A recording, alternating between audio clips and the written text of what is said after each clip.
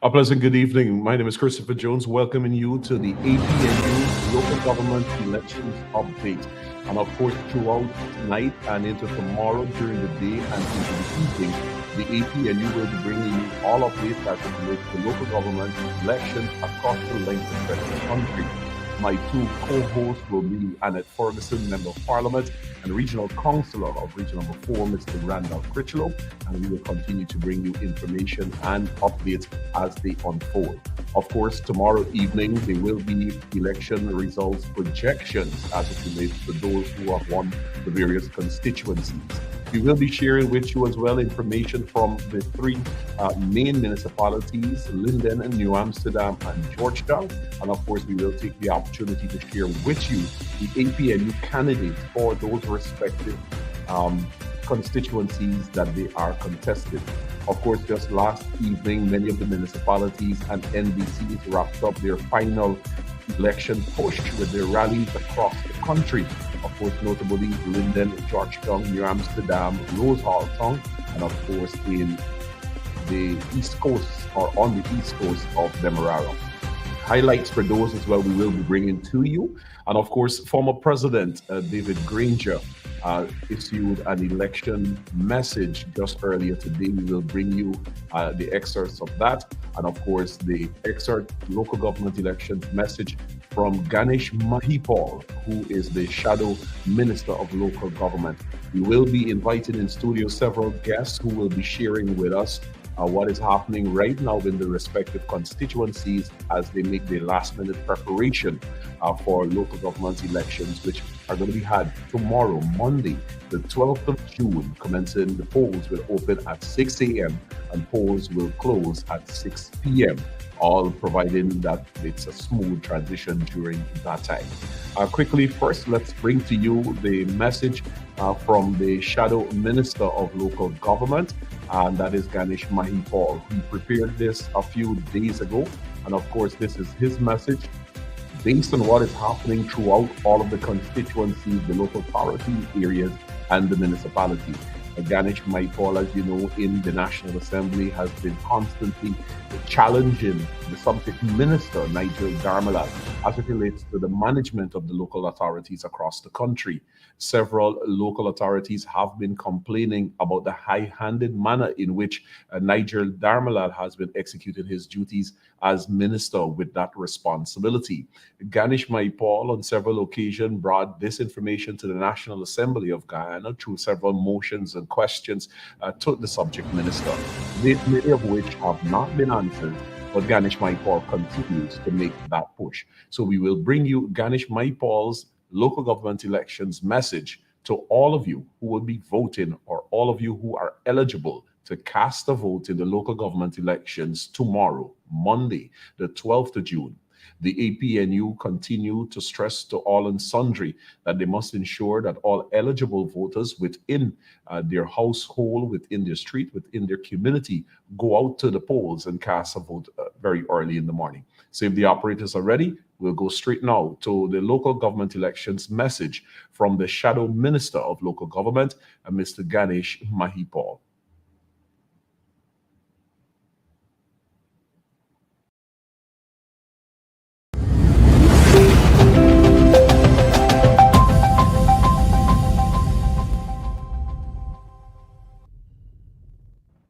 My fellow Guyanese, with the local government elections approaching on June 12th, 2023, I urge you to consider the true essence of this electoral process. Local government elections provide you with an opportunity to vote for individuals who live in your constituency and have the capacity to represent your local issues effectively. It has come to my attention that the People's Progressive Party civic regime is attempting to divert your attention and make these elections about personalities such as Irfan Ali, Bharat Jagdeo, Priya Manikchan, and others. Let me remind you that these elections are not about them. They should not be the sole focus of your decision-making process. Fellow Guyanese, The purpose of these elections is to elect individuals who can challenge the ruling government and ensure that they are held accountable. The central government has a mandate to make our lives and livelihoods better. However, simply voting for candidates aligned with them will not guarantee improvements in your lives. Representatives aligned with the central government are less likely to challenge them in any way, shape, or form on your behalf.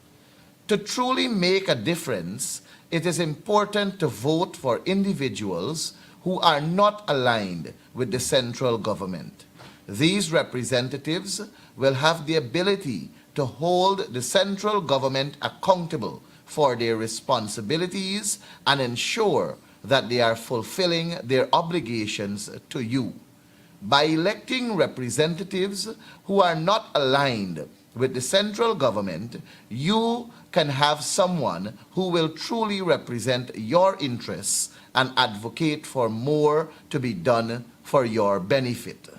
In order to make informed choices, I implore you to vote wisely. Consider candidates who are independent of the central government and have a track record of challenging on your behalf, advocating for their constituents, and pushing for positive change. It is through this collective effort that we can work towards a government that is truly responsive to the needs of the people.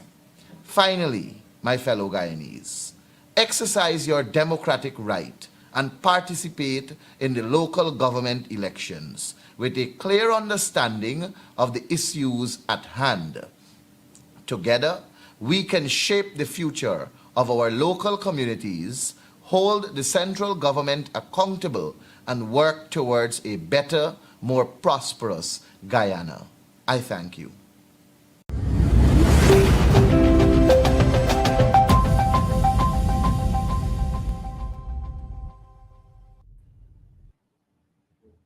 Thank you very much. That was, of course, the Shadow Minister of Local Government, Mr. Ganesh Mahipaul, with his local government message to all eligible voters who have the opportunity tomorrow to cast a vote in the local government election. We did mention to you that among some of our guests that will be joining us today via phone will include the Deputy Mayor of the municipality of New Amsterdam, Mr. Wayne McIntosh. And then, of course, we will be hearing from the General Secretary of the People's National Congress Reform, who is the campaign manager there in Bartica. And of course, throughout the night, we will be having other guests who will be making appearances via phone, as well as those in person. Earlier this week, the Deputy Mayor of the municipality of Georgetown made his plea to all and sundry as it relates to voting on local government elections day. This recording is obviously being circulated via the social media platform. And as I mentioned before, for those of you just joining us on the program, this is the commencement of the APNU local government elections update. These updates will continue throughout the night, throughout tomorrow during elections day, and of course, after the polls are closed. After the polls are closed throughout the country, we will be getting the projection and the election results from the various constituencies and municipality. And of course, you will be able to get those information right here on the APNU local government elections update throughout the evening. We will continue to bring you coverage throughout tomorrow evening, right up to the last result for any of the municipality or the NDC until those information are made available. Of course, we will bring you those projections as well, and several other talking points to permit you that opportunity so that you will be able to be guided in terms of what is happening in these elections. Let's go now to the Deputy Mayor of Georgetown and his message that he would have sent to the eligible voters who will be casting their votes tomorrow in the local government elections. action and participate in local government elections scheduled for June 12, 2023. By voting for Apnu, you will play a vital role in building a better future for your community. Apnu dedicated candidates are prepared to address the various concerns and work towards meaningful change in the various communities. Together, we will build a prosperous and inclusive Guyana. All right, welcome back. We have on phone with us the General Secretary of the People's National Congress Reform, who is also the part of the campaign team in the Cayuni-Mazaruni region.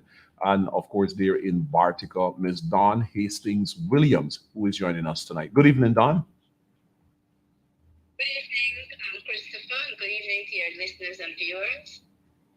Excellent. All right, so we try to get from you what is happening right now in Bartica. We know last evening Bartica had its final rally. We saw lots of persons attended that rally, and of course the rally was addressed by, amongst other people, the leader of the opposition, leader of the PNC, Mr.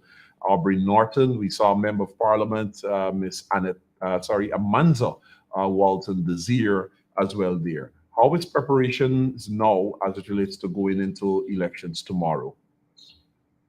Well, thanks again, Chris. Yes, well, in Bartica, as you just mentioned, we had a very good rally last night, our final rally, and a lot of people turned out, and we had a lot of vibes, and the vibe continued today, starting at 1 o'clock this afternoon. We had the whistle stop where we were joined by a lot of vehicles. A lot of people came and encouraging their neighbors and people around the community, the municipality of Bartica, to come out very early in the morning to cast their vote, because we implored on them and they were reminded that their vote is very important in order for them to elect and to select their constituency reps, their local representatives. And, you know, as Chris, you see, we have very good candidates who are committed, who are dedicated, who are intelligent, who are competent enough, and who are vying for the representatives of the 9 constituents in the municipality of Bartica. So they're all set. This evening, they were there at the office collecting their materials, and, you know, it's better to prepare than to fail to prepare. When you prepare, we have confidence and we are confident with the help of God, we know that we shall have victory in the tongue of Bartica. So I encourage them, and as I encourage my candidates and the people of Bartica and all over Guyana, we're asking that you go with confidence into that polling booth after whispering your prayer and asking God for guidance, because that vote is secret. It's between you and your God. And so you go there with confidence. Put your X next to the APNU for the proportional representative and for the candidate representative. And you can walk out. You will walk out like a champion after placing your X next to APNU. Excellent, excellent. Tell us this, Don, because I know you mentioned the fact that voting is secret. And of course, there was the whole debate as it relates to persons having their cell phone being allowed in the polling booth. The word on the ground is that the People's Progressive Party Civic will be engaged or had plans to engage in vote buying, of which they were paying up to, I think it's $40,000 per vote. And any person who takes a photograph of their ballot and then show that to them, they are entitled to a $40,000 vote. We saw yesterday the Guyana Elections Commission did publish, first a retraction to an initial statement by them and a new one, which indicates that those persons will not be allowed to take their cell phone or those devices into the actual polling booth. On the ground there in Bartica, is there or was there any impression that the People's Progressive Party Civic as well were engaged in vote buying in the municipality of Bartica? Well, you will agree with me, Chris, Mr. Jones, that the PPP will do its width and it will go all of its way to find persons, to engage persons in all sorts of not irregular activity, even if it is that they have to bribe. It is something that they have been doing over and over and over. But you know what, Chris? The people, we're not stupid. Guyanese are no longer little children. We are not stupid. Guyanese can reason. Guyanese can see, they're hearing, they're seeing what is happening around them. And so I think, and I believe, I believe that the Guyanese are sensible enough not to take bribes, not to be bought, because their souls cannot be bought. They shouldn't allow themselves to be bought, especially when it comes to elections for voting. It's your democratic right. Every one of us have a right to choose whomever we want to vote for to represent us, especially at the local level. And so I asked, and I implore again, do not be fooled by any monetary handouts, cash, any other thing that they may try to use, anyone may try to use to buy your vote. It is not valid. In the eyes of God, we can fool man, but we cannot fool God. I agree with you. I agree with you fully. On that, Don. All right, so Don, we're gonna leave you for a bit. Please keep close to your phone because we will be checking in with you. We want to go right now to the municipality of Mabaruma. Thank you very much, Don Hastings. Thank you, Chris. Thank you.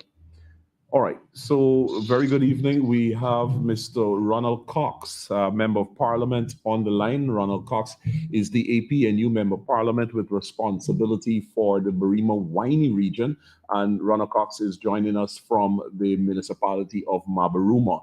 A pleasant good evening to you, Ronald. Yeah, sorry, Ronald, could you hear us? How are you, sir? Hi, Chris. Good evening. Yes, I can hear you very clearly. Excellent. Sorry. So we are providing the viewers, the listeners, the constituencies in all of the municipalities across the country an update as it relates to preparation for the local government elections. And we want to hear from you what is happening. We know last night you had your final rally, your APNU final rally in Mabaruma. And of course, the night before, we saw you there in Port Kaituma. Tell us what is happening. What is the feel on the ground as it relates to moving into these local government elections tomorrow? What sense of excitement do you have in terms of persons turning out to vote in their numbers come tomorrow?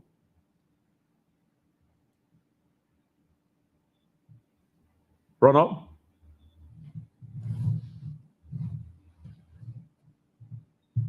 So you rightly said last night was our final public meeting here in Mabaruma. We had a very good turnout as the preparation nears for E-Day. We just concluded our final meeting by the campaign committee at the party office there in Mabaruma. And so we have already finalized all arrangements for tomorrow with regards to E-Day and all our field officers, our agents and so on. All those systems are in place. We're very optimistic that we'll have a very good turnout tomorrow in Mabaruma, obviously, for the election. We are confident of retaining our constituencies, our stronghold constituencies, and we are also hopeful that we will win an additional constituency, one or two. Once that happens, it means that we will gain control of the township. That is our optimism as we speak right now. With regards to Port Kaituma, I know I spoke with a few of them shortly. Well, not so long ago, and they are also in preparation mode for tomorrow. There as well, Port Kaituma is very strong with us, and we know that Central Port Kaituma and Matakai, by extension, they are strong Apnu supporters. I know they will turn out in their numbers as well. We have on our candidates for the Matakai area two persons who actually came over from the PUP because they are fed up with, they said, according to them, the corruption and mismanagement. by the PUP councillors. So we have those on our side, and we're very optimistic as well that Port Kaituma will vote in their numbers, and we will also maintain our stronghold, that's our constituencies within that NDC, and be hopeful as well that we can capitalize on one or two that are very close. Once that is done, we will be happy to report that we were victorious. But the time, let's wait until when that official report is handed in, and we trust that we will be on the winning side. What I just want to say, congratulations to all of us who work so hard within Region 1. And once you stay put, stay focused, then we are likely to see good news shortly. Excellent. Okay, so I want to turn your attention to the Matakai sub-region, which by itself is an NDC. And the Matakai sub-region is comprised of Port Kaituma, Machus Ridge, Big Creek, and so forth. I know during the last local government elections, in about 2 of the constituencies, the APNU lost it by figures of 6 single votes, and I think in another constituency lost by 14 votes. And why I want to underscore this point, because there are many people who say that, look, this is a particular stronghold of the APNU, and as such, my one single vote will not make a difference. But I want to use Matakai sub-region and the last local government elections, 2018, of which one of the constituency was lost by about 3 votes, and then another constituency by about 14 votes.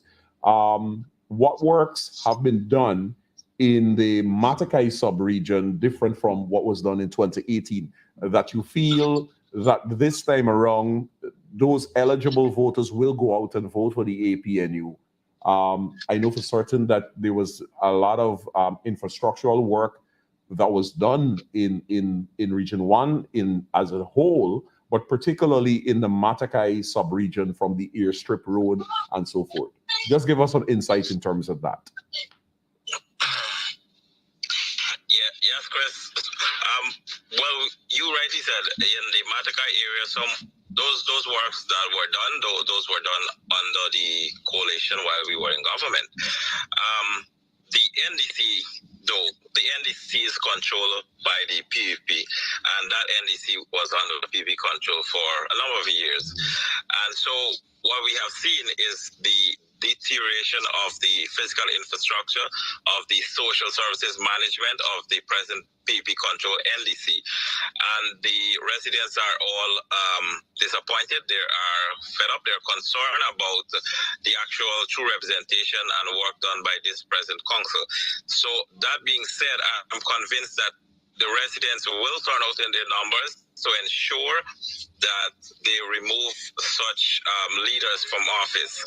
Even as we speak, many of them are disappointed and they have expressed their concerns. And we did highlight it. What we did is to highlight all of the weaknesses, all of the shortcomings, all of the mismanagement, all of the unaccountability of this present PUP-controlled NDC councillors. And so we send that message strongly to all the residents.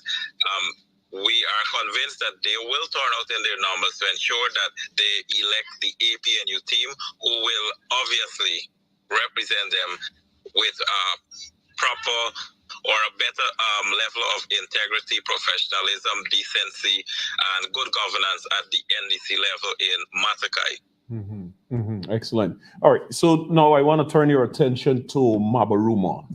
It was under the APNU government that Mabaruma became a tongue, or was given tongueship or municipalityship. Do you get the impression that the voters there, as a result of what the APNU did in terms of giving them that opportunity to directly elect their local representative, to elect a mayor, to elect a deputy, well, not the deputy mayor and so forth, but the councillors who would comprise the council and then identify the mayors in between. But it was under your APNU government that the Mabaruma Township or was made into a municipality. Do you think that is sufficient for those on the fence, so to speak, voters, that will give them the nod to go out there and vote for the APNU, because the APNU has demonstrated that it believes in local democracy? Well, obviously, the residents of Mabruma, they are all aware. They themselves know of the works done under the coalition while in government. But to directly answer your question, if that was enough, speaking on the ground with all of them and getting a view from them, now I can safely say that they are excited that those works were done under the coalition. It may not be enough,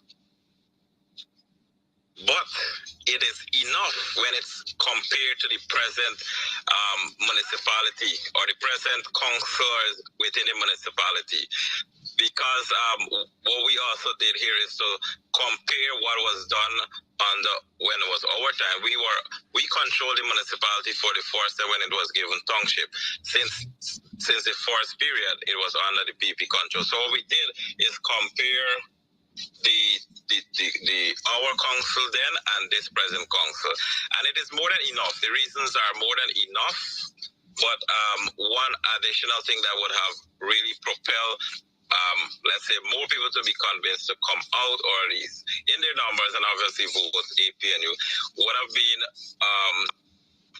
let's say a more engaged approach from all of us. But we know what our shortcomings are. We know that the government is using all of our taxpayers' resources to their own benefit, and so that area is being exploited by them. What we try to do is to educate the people, to tell them that they are using taxpayers' dollars, and they are actually buying people votes by using the grants, by using the student grants, by using the SLED program grants, and actually now in the community trying to give out these grants. We are educating people that those will not change, because local government election is not about central policies. Those projects will remain, but what you want to do is to change the incompetence of the local elected leaders, and that's the municipality, the council within the municipality of Mabruma. And so I am convinced that yes, those are more than enough reasons that white persons will come out and want to remove such incompetent councillors from the municipality. Excellent. All right, so I will let you go right now, Mr. Ronald Cox, because I know you have the preparation with your scrutineers, all that and persons who will be working tomorrow on E-Day. But for those outside of the municipality of Mabruma and outside of Region 1, the Birima-Waini region, those people who are out there who can hear your voice and they're still contemplating whether to go at all and vote, your final push or your final message to them, why they should go out and vote for the APNU tomorrow in whichever constituency they are located. My final advice to those who are still contemplating whether they should go out and vote or not is simple, Chris, is to tell them that your vote can make the difference. And secondly, elections will come again and elections will go. If you voted and you elect a council and you are satisfied with the work they have done, then it's simple. You vote them in again or you re-elect them. If you're not satisfied, well then you tell them what you're not satisfied with and have them correct it. If they don't correct it, then you have a right to vote for a new council, one that you believe will work with you. But I am saying here now though, that we have witnessed, and you, the people, the residents of Matica and Mabruma, you have witnessed that the present PP control councillors within the NDC and the municipality are grossly incompetent. And so your decision is very simple, and that is to change them. Change them by simply going out there tomorrow and voting for the APNU team. Once you do that, you will have a new team to work with. And I'm saying to you, you cannot judge the new team because they were never there, and you could only judge them by giving them an opportunity to work with you. And so I'm encouraging all of you, to make that decision, go there early and vote strongly for the APNU. Thank you. Thank you very much, Ronald Cox, and best wishes to you and your team. Thank you, Chris, and all the best as well. Thank you. All right, so we continue our discourse and we go now to the municipality of New Amsterdam. And of course, we will be speaking with the deputy mayor of New Amsterdam, McIntosh, who has been in the field throughout the various constituencies in New Amsterdam. And just last evening on Main Street, New Amsterdam, we saw thousands of New Amsterdamians came out in their numbers to lend support to the New Amsterdam team that will be contesting at those local government elections. Mr. Wayne McIntosh, Deputy Mayor of the municipality of New Amsterdam. A pleasant good evening to you, sir. Good evening to you, Honorable Christopher Jones, Chief Whip. Greetings from New Amsterdam, of course, and thank you for having me this evening. Most welcome, sir. Well, of course, we are sharing with our viewers the elections update from the APNU perspective, and of course, challenges that they might be encountering, and of course, those challenges that they have overcome. I have been speaking with Ms. Don Hastings Williams, who is also the General Secretary of the People's National Congress Reform, and she happens to be part of the election team there in the Cayuni-Mazaruni region, Bartica particularly. We just got off the phone with Member of Parliament, Mr. Ronald Cox, who is the MP and part of the campaign team there in the Barima-Waini region. And he was speaking to us from the township of Mabaruma. And of course, just yesterday or day before yesterday, he was in the Matakai sub-region of Region 1. What is happening on the ground in New Amsterdam? What are the attempts by the People's Progressive Party Civic to buy votes in New Amsterdam? And how effective have that strategy by the PPP to buy votes in New Amsterdam been? Have they been rejected by the people? What is happening there? Yes, thank you very much for that question.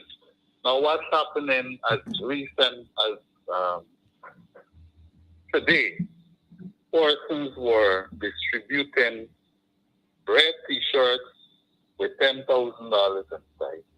That was the feedback I got from Constituency 3. And once it would have happened in Constituency 3, it tells us that that's a trend across the region, across the country. We would have advised persons, it's our money, it's your money as citizens of Guyana. And so if by chance you happen to collect your red jerseys with this $10,000, accept it. But the reality is, Chris, our people are very much enlightened, moving around in the various constituencies.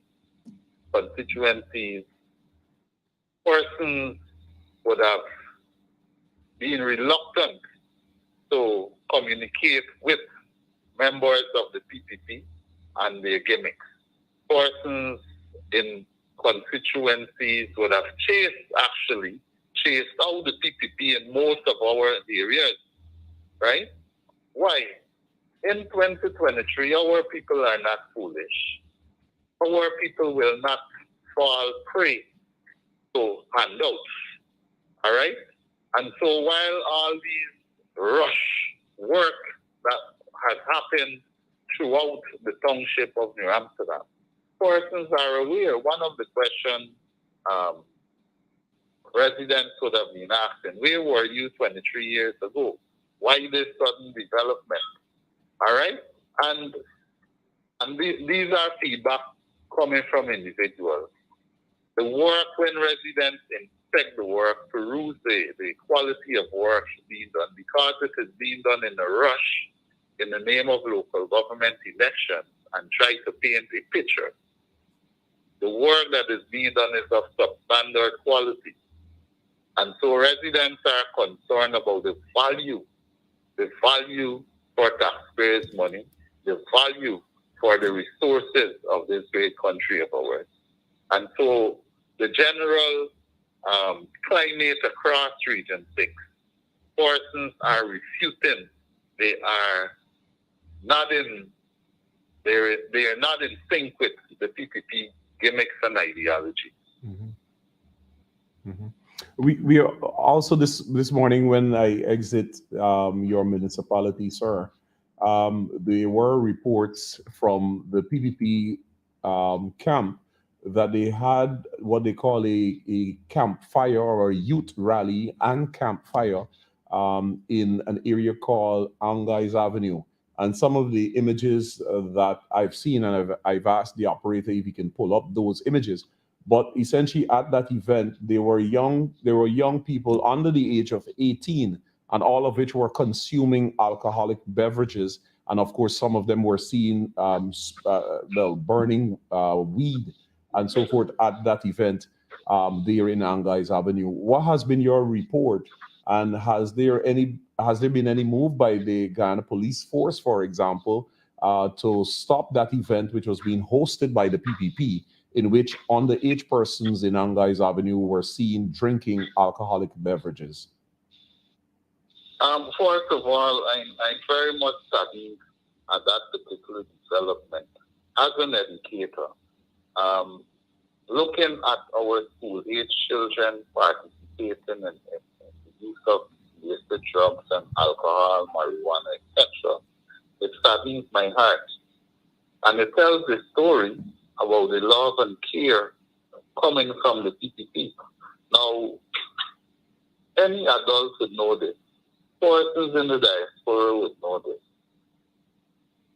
The use of illicit drugs, marijuana, alcohol, etc., right? It has a direct negative impact on the lives of those children.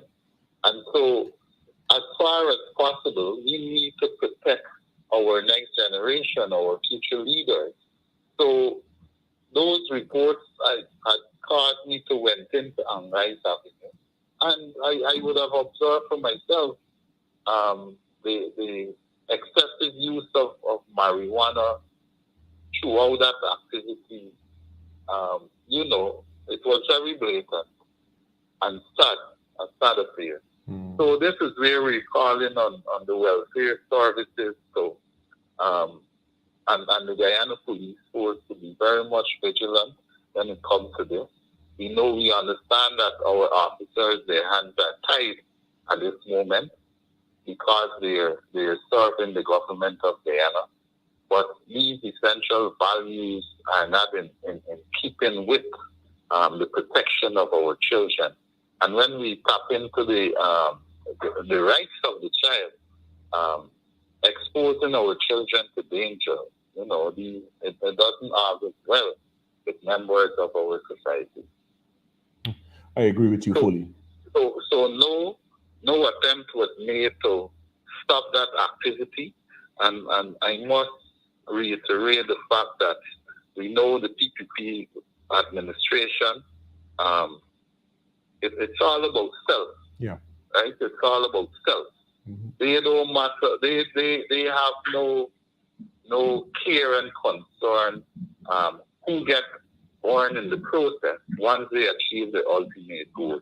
And this is one of the things citizens need to be watchful, be cautious about. Let us protect our children. Yeah. As an educator, I've always purpose in my heart to build strong children than to repair broken men. And so my heart goes out to those children in the Angais area, and that's his constituency too.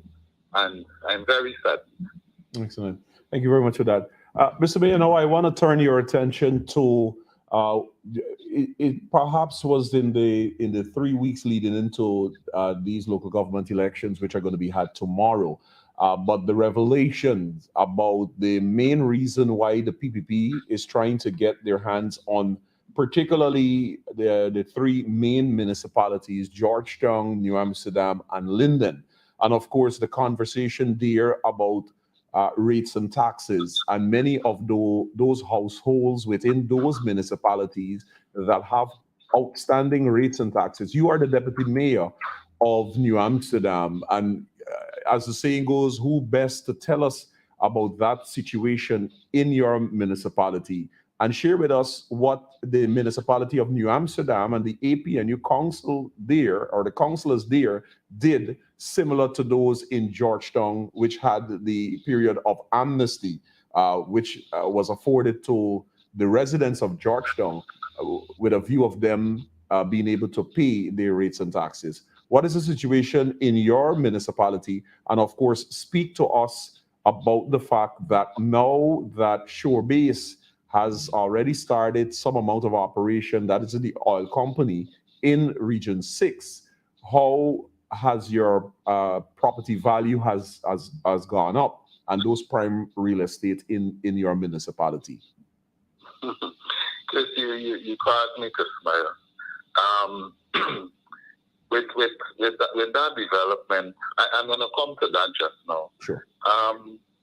In the New Amsterdam municipality, if we to look at the Treasurer's Department annually, what persons don't know is this: the municipalities, they're semi-autonomous, and so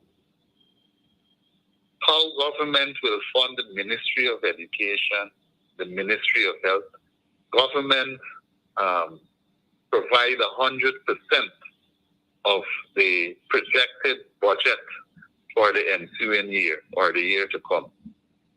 On the other hand, the New Amsterdam municipality, we prepare our budget based on the anticipated income in the new year. All right? So if we to look at rates and taxes, right? Government, while looking at the budget, government does not subsidize our budget 100%. What we receive is a meager sum of, back then was $16 million annually. When the APNU government came into power, we would have enjoyed a plausible increase in subvention. So all we have from government is $18 million annually. And I tell you what, 18 million, if we to look at 4 streets within New Amsterdam, 18 million might perhaps be too much of a small sum to complete 5 streets within the township. However, we try our best to stretch this money and to make it work for the development of New Amsterdam so citizens can benefit. When we look at government carrying out work, capital work, so 1 street in excess of $30 million, the municipality, we would do our last street, like for example, 38 Sandton is being rehabilitated presently. It came at the cost of $3.5 million to rehabilitate that street, versus $30 million on a particular on any given street that the government tries to resource, right? So when it comes to prudent spending, the New Amsterdam municipality, the councillors, we make the best decision and to stretch that money so that citizens can benefit. Mm-hmm. Now, what am I getting at? On a yearly basis, our rate and tax collection falls at a near 60%. No year have we ever collected 100% rate and taxes, which means most of our business people in the community, they really do not honor their tax obligation. We have for the residential aspect, we do have lots of persons as well who do not honor their tax obligation, and that constitutes a mere 40% of the population within New Amsterdam. Now, the implication here, annually, we have an amnesty program where the Treasurer's Department, they will announce this amnesty, and so that residents can come in to the municipality and sign up a payment plan to honor their rates and taxes obligations.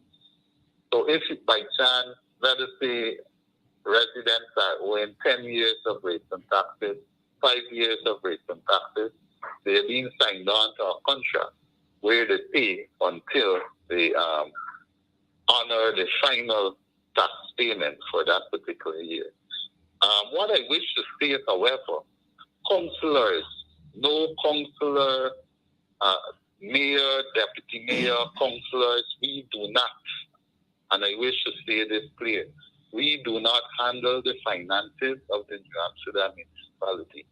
We have statutory workers there who are being paid on a monthly basis in the Treasurer's Department to look after the financial affairs of the municipality. So this new thing that is being peddled in around social media, in the printed media, the councillors, they teach out the municipality money, and it's all a fallacy, right? Town clerks also have the responsibility of ensuring that the staff who are being paid on a monthly basis take services to the communities. That's right. So that residents can benefit. What we see and what I would have experienced in this last council year, most times the town clerk never know. Most times the drainage foreman always with an excuse. And so it forces councillors now on the weekends to get in their language, go out there into the community and physically, practically clean drains. So, I just want to interject right there for the benefit of the listeners. When you make the point in terms of the responsibility for the town clerks, these are town clerks that are in all of these municipalities, regardless of if they're if the council is controlled by the APNU or PPP, but the town clerks are appointed by the government. Correct. And these individuals, because I know, for example, situation in Georgetown, in which on several occasions with previous town clerks, I can't speak specifically about the current town clerk, but there always seem to have been issues as it relates to the council makes a decision and the town clerk should be executing those decisions of the council. But instead, the town clerks take instruction from the PPP minister of local government. So I assume that is the same situation you have in your municipality.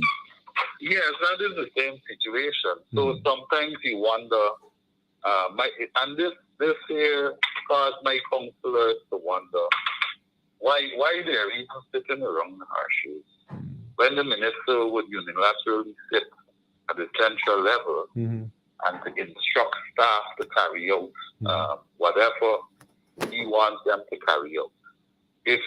And again, based on careful observation, especially coming down to the final days in this council, we saw the town clerk evidently sabotaging the council's decision. Yeah. Now, imagine we would have fought vociferously to improve the health department by furnishing the health department with compacted trucks and all that. Now, what should have been happening? A schedule should have been placed on the council page, apart from being placed conspicuously within the New Amsterdam municipality structure, to sensitize residents which day garbage will be picked up in their area. So for the first week, that was the trend. After that, there was a breakdown. And so there again, consciously, the town clerk allowed her staff to cause the people's garbage not to be picked up in a timely manner. As the deputy mayor of New Amsterdam, I realized what was happening. And so on the weekend, myself and councillors, we used to be going around in the constituency, I will be driving the garbage truck. The councillors will be there supporting to throw the residents' waste into the truck and just to alleviate residents' suffering. Yeah. Right? And this is what I'm talking about when it comes to putting on the persona of workers of the council. Now, that is not councilor's job, you know. That's correct. We're paying staff to get these things done. Yeah. Right? And the town clerk, being the administrative head of the council, is responsible for the staff and ensuring that residents have the services they deserve. And what is sad in all this? Residents are not calling on the town clerk, but the mayor, the deputy mayor, and our councillors. Yeah. So essentially, you're saying, which is no surprise. I mean, probably the listeners and the viewers out there are saying that they're not surprised. All of this was a carefully orchestrated plot by the People's Progressive Party Civic. Because, for example, we know in other municipalities that are not controlled by the PPP, the subventions have not been paid over to them. In other municipalities that are not controlled by the PPP, the rates and taxes, like for example, Georgetown, the largest municipality, the parliament would have approved hundreds of millions of dollars in rates and for payments of rates and taxes in the 2023 budget, because all of those police stations, ministry buildings, you name it, every government agency that has a building within any of those municipalities, the central government has to pay rates and taxes for them.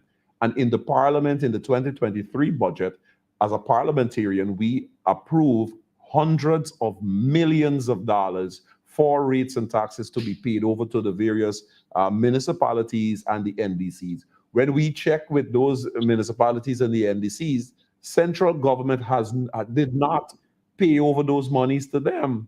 So with the town, and then to couple with that, you have the town clerks that are appointed by central government. And as you mentioned, your particular town clerk in your municipality deliberately changed up the schedule in terms of garbage collections in the municipality.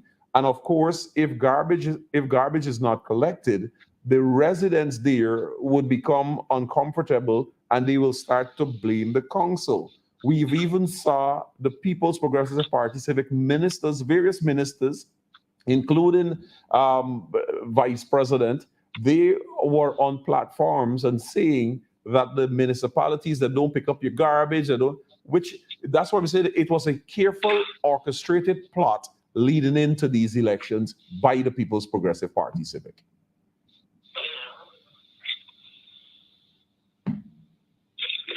Yes, it was. Yeah. It was. All right. And the evidence is there. Exactly. All right, Mr. Deputy Mayor, we will allow you to go, but last but not least, you were, subject to correction, you were elected as the Deputy Mayor, is it 2016 or 2018?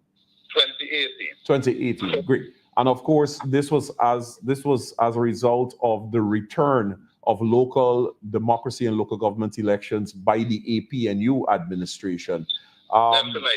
So just for the benefit of the viewers, my final question to you, take us back. How did the municipality manage during the 23 years that the People's Progressive Party Civic was in office and hosted no local government elections for that period? It was a tough period for the municipality, Honorable Chief Whip. Now, there was one time where I can vividly recall Amsterdam in its glorious days, right? The municipality back then had control of water, electricity, right? Providing these basic services to the community. Now, based on that, the municipality had a better, robust financial system because residents used to be paying for these services to the municipality. Now, these monies, in turn, went back into the community to benefit persons living throughout the 7 constituencies. Now, during those 23 years, all these services were taken away from the control span of the New Amsterdam municipality. As to say if that was enough, the municipality under the then former mayor, Claude Henry, vigorously fought to maintain New Amsterdam as a municipality as opposed to being run as IMCs. Mm-hmm. So from not only 2023, the PPP would have tried to gain control of the municipality. So this is no surprise to me. They wanted to, in order to gain maximum control of New Amsterdam, interim management committee was the plan back then. However, because of the resilient nature of the people of New Amsterdam, who embraced or who was there in support of the mayor, fought to remain a municipality. So fast tracking to 2023, here is another attempt. So it's no surprise to us here in New Amsterdam, and so residents are very well aware of what's happening. Excellent. Excellent. Mr. Deputy Mayor, we will... So you were saying, Chris, I wish to say, local democracy was restored by the APNU government. All right? Mm-hmm. Because we believe in local democracy. We believe residents must play a part in the development of their communities. Mm-hmm. Also, they have a fair share to play. They have a fair say in what happens, which road must be done for us, where the play park will be built, and all these different things. Excellent. So the power is in the hands of the people in the community throughout the 7 constituencies. And that is what the APNU government would have done for the people of this beautiful country. Excellent. Excellent. Mr. Deputy Mayor, Mr. Wayne McIntosh, we thank you very much, sir, for sharing with us. And of course, we will be checking in with you and your team there in the municipality of New Amsterdam throughout the entire day tomorrow into tomorrow evening. We would like to take the opportunity to extend best wishes to you and your team. And of course, in those elections that you yourself will be participating in. Thank you very much for joining us, sir. Yes, thank you for having me. Right, most welcome. All right, so that was, of course, the Deputy Mayor of the municipality of New Amsterdam, and he was sharing with us some of the challenges as a result of deliberate orchestrated plot by the People's Progressive Party Civic, as is the case in the municipality of Georgetown, Bartica, and Linden, which is not controlled by the PPP. Of course, we did share with you that last evening, several final rallies were hosted by the APNU, particularly in the mining town of Linden, Georgetown, and New Amsterdam and Bartica. This evening, and happening right now in the municipality of Mahdia, they are currently having their live final rally that is happening there. And of course, the operator is going to signal me when that clip is ready. But I think he wants to take us to Linden, where the rally was hosted just last evening. Well, let me tell you what more they did. They slashed over 100 nurses' salary to $300 because they're protesting Rudy Small. You remember Rudy? Where he gone now? But I want to now invite to the stage our Member of Parliament, the Honorable Drummond Figuera, and he is going to come and deliver his remarks.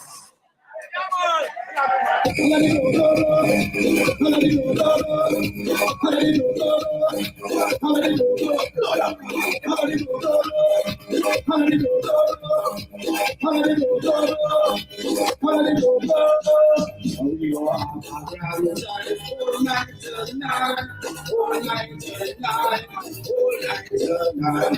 We go have a grand time all night tonight, all night tomorrow night.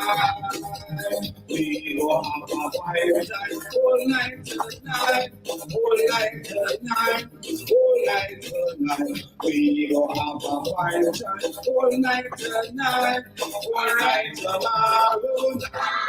Pick up yourself, Linden. Show me your palm. On Monday, we gonna palm them out. What we gonna do on Monday? We gonna palm them out. The PPP believe they can buy out this community. But on Monday, what we gonna do? We gonna palm them out. I hear somebody saying they're looking for it. My question is, why do you have to look for it? It is the fastest growing economy in the world. Guyana is the richest country in the world. Why is it that less than 800,000 people have to be looking for it? That is the question you have to ask the PDP. Now, I want you to understand that local government elections are important. Local government elections are important. And it is the coalition government who recognize that local government elections are important. Because after 2 decades, we brought it back after 8 months being in government. Because we believe in local democracy. We believe that the communities should determine who their leaders are. We believe the leadership within the community can come and speak to the residents of each of the constituencies and articulate their vision and the plan the people of those constituencies. We believe and we have confidence in our candidates. That is why throughout this campaign, it is the candidates who you are hearing from. You are hearing from those at Freedom House, at central government. This is not a regional or national election. So they don't need people from central government come in and articulate positions for their candidates. It means that they have no confidence in their candidates. But the people of Linden have confidence in their candidates. That is why they were going out to you and say to you that these are the issues that affect the constituency, and this is how we are going to address it. I heard the bishop, and it would be remiss of me not to address the bishop. The bishop turned politician. The bishop who is a liar. The bishop said last night that I call a PAC meeting as the chairman. This is a man who sat on the PAC since 2015 when his president was the chairman. And he should know the chairman don't call no meeting of the PAC. PAC is statutorily every 1 day. So without saying, staff at the parliament to call all the members to remind them that there's a statutory meeting of the PAC. So I don't have to call any meeting. I don't set any meeting as the chairman of the PAC. It's the members who set the meeting. Only thing that proceeds Mr. Bishop's ignorance and arrogance. He said this council failed to spend some vision. That is a lie. He failed to realize that the elected councillors are the policy makers of the council. And it is the town clerk who has to execute the decisions of the elected councillors at the town council. So don't blame the councillors for the fault of the most ineffective council town clerk and the town council, who is a PPP. The PPP installed 36 IMCs throughout this country, taking away the elected responsibility of those councillors by installing IMCs. And in all of those IMCs, it was the PPP town clerk who manned the affairs of those NDCs and municipalities. So the failure is not the councillors, it's the town clerk who would have failed to execute the decisions of the council. This council that we have presently, who will be replaced by far more competent and confident councillors. When they made those decisions, the town clerk failed to execute those decisions. They wrote the Minister of Local Government and indicated to the Minister that the town clerk is failing to execute the decisions of the council. They wrote the Local Government Commission and complained about the consistent failure of the town clerk to execute the responsibility she was being told to do on behalf of the elected councillors. So I want you to understand, don't blame your councillors who work diligently with limited resources to solve this constituency. And they did the best they could with the little that they had. But I have heard from these new councillors some ideas, some revolutionary ideas that is going to generate revenues for this council that will ensure that irrespective if the government increase the subvention or not, they will be able to execute their programs. Equally, I want you to understand that the subvention that the bishop was talking about, it was warranted to the RDC and not to the town council. This government wants you to believe that they care about Linden. Listen to me. Just look at how the REO manage the affairs of the region. All right. The REO highlights from the Minister of Linden. And of course, we were listening to a Member of Parliament, Mr. John Hastings, speaking there at the final rally in the municipality of Linden. As mentioned before, as we speak in the municipality of Mahdia, they are currently hosting their final rally. And of course, at the other side of that, I will have in studio with me my colleague, Member of Parliament, Annette Ferguson, will be joining me for a live discussion. And then, of course, we will go back to the other municipality and get updates from them in terms of what is happening in their particular jurisdiction. This is the APNU Elections Watch. Here now is Mahdia with their live update that is currently happening there. And as you would know, Mahdia was one of those municipalities that was given township status by the APNU government. The APNU saw the return of local democracy and local government elections just 8 months after returning to office in the 2015 general and regional elections. It was then former President David Granger who gave those township to Mahdia, Mabaruma, Bartica, and of course the town there in Region 9, Lethem. All 4 towns were given township by the APNU after the return of local government elections by the APNU. The People's Progressive Party Civic, over the years that they have been in office, 23 years, have never shown any interest in local democracy. They have never shown any interest in local government elections. The PPP came to office in 1992. There was one local government election that was hosted in 1994. And right up until 2015, 20 plus years of the People's Progressive Party Civic in office, they haven't held any local government elections. The APNU AFC believed in true democracy and the right for people to identify and elect their own elected officials. And as such, 8 months after the APNU AFC successfully won the general and regional elections in 2015, hosted local government elections. And of course, 2 years after that, in 2018, the APNU AFC government held its second local government election.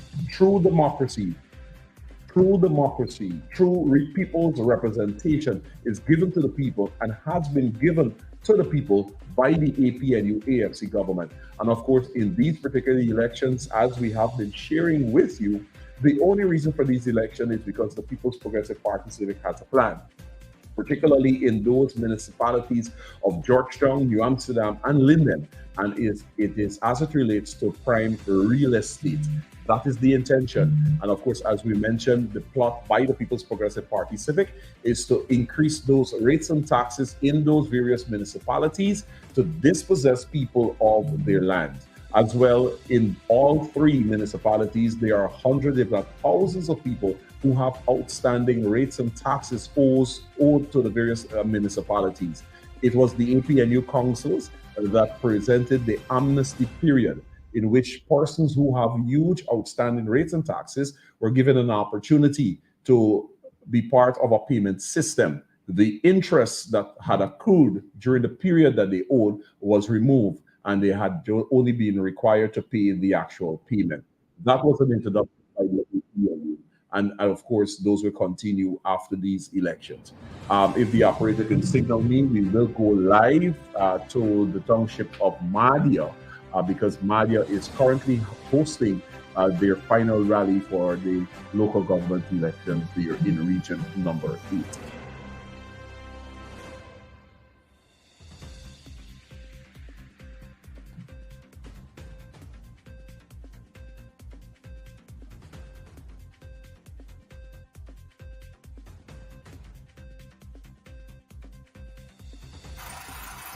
You have a principle to decide on. You have a conscience to work with. So I'm asking you, on the 12th, you go for APNU. I will benefit and you will benefit because you reported for my leadership, and I'm going to deliver as you both.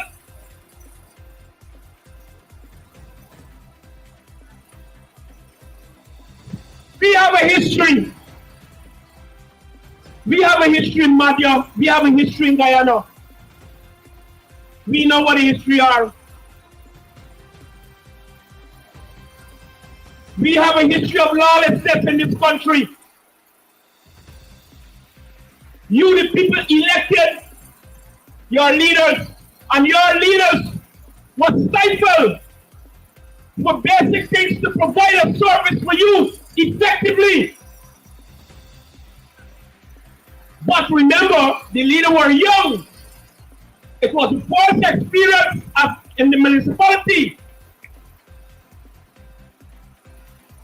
And a lot of things that they were pushing, we didn't rebel against it. We took it and we swallowed it. But this is not the time for the law.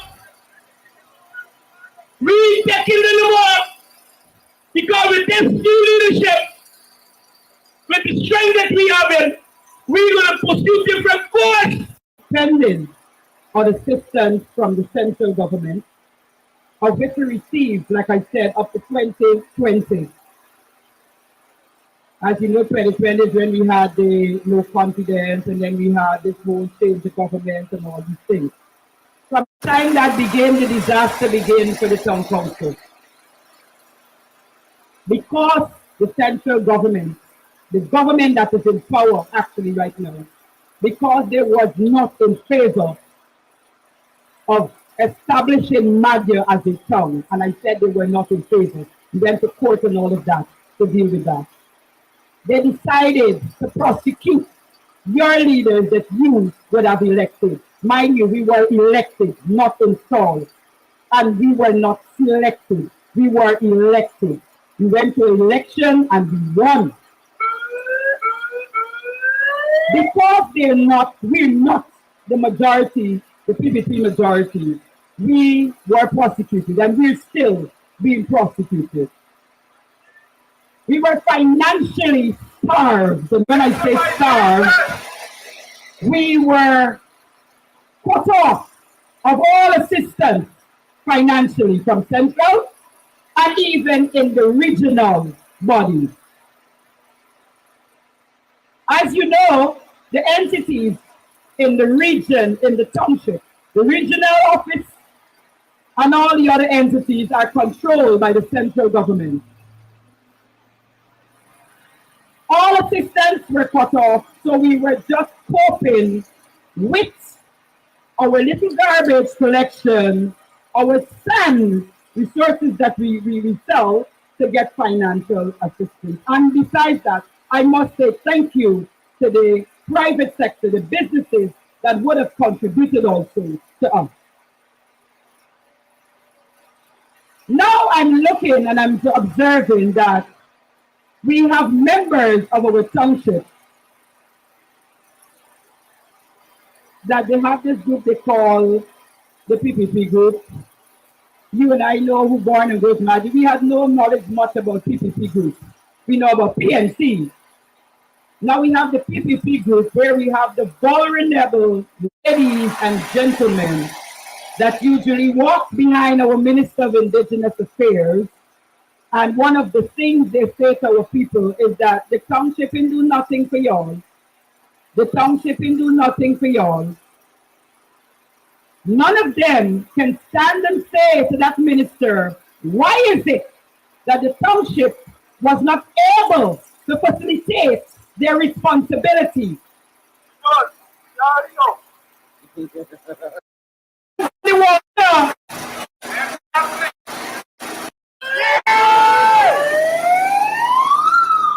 Mahdia, you are proud, I know that.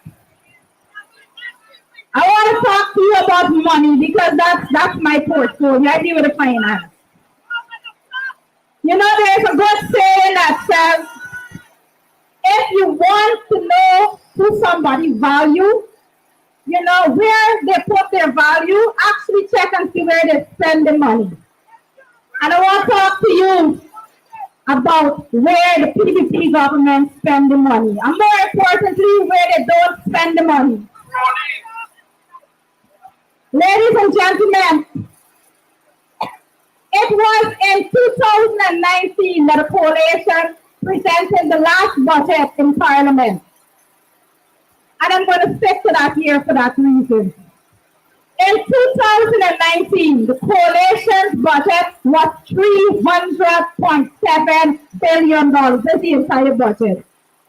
In 2019, the coalition budgeted in excess of $2 billion to Region 8. PPP now, let's get to them. And I want to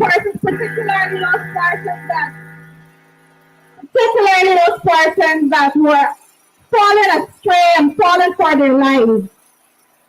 Today, in 2023, with a budget of $781.9 billion, how much y'all think Mahdia Region is getting?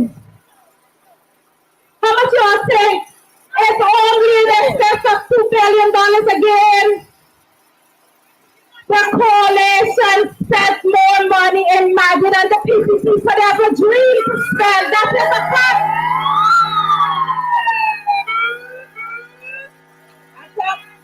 Ladies and gentlemen. Ladies and gentlemen, I told you that when I'm speaking tonight, I'll be speaking pure facts. There is no government minister, no representative of the PDP that can come and refute anything that I'm saying. Let us follow the money. If you follow the money, you will realize the PDP don't care about Mahdia. The PDP don't care about Region 8. You know, we can talk a little bit, and I've heard a lot of persons talk about the cash grant. And it's important that we speak about it. First of all, the very first thing I want to say about the cash grant is that this is not the PPP money. The cash grant money is not the PPP money. Whose money is it? Whose money is it? Ladies and gentlemen, the money that the government spends is the people's money. The government only sits in a seat to determine where money is spent on behalf of the people of this country. All right. Let me go.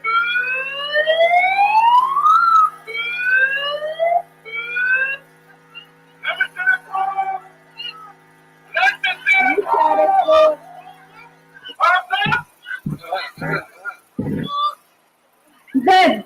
We're back again, ladies and gentlemen. We're back again. I want to remind you of something. Actually, it's going to be a news for some of you. But last year, when the PDP was sharing the cash grant last year, I made several attempts to plead with the Minister of Education not to be sharing the cash grant and putting policies associated. Oh, if you don't bring back a textbook, you can't get the money. Oh, if the child don't go to school all the time, they can't get the money. I made the case. I said a lot of times children that don't have the textbook are very poor, coming from poor families. The children that don't go to school, they're coming from poor families. We should not be holding back the money from them. The Minister of Education took to her face to confuse me out. How dare I try to represent poor people? Fast forward to today. Fast forward to now. When they want to use the cash grant as a political gimmick, not a single requirement you have to fulfill to get the money this year. None. This is the PPP that we're talking about.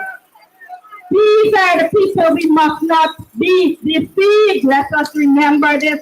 You are proud persons living in Mahdia. I want to tell you that by no means, in no way, shape, or form, can $40,000 sustain you for any period of time.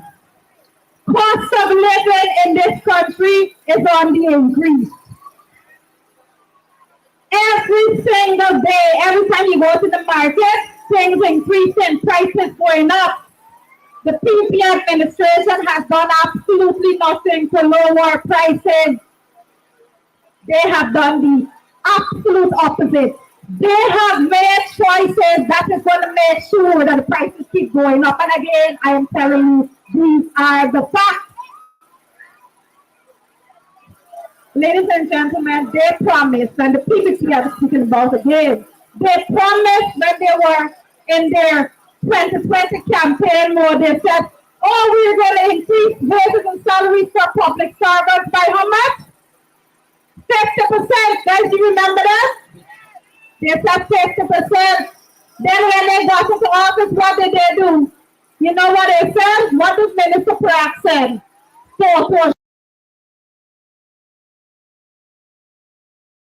So they never said that.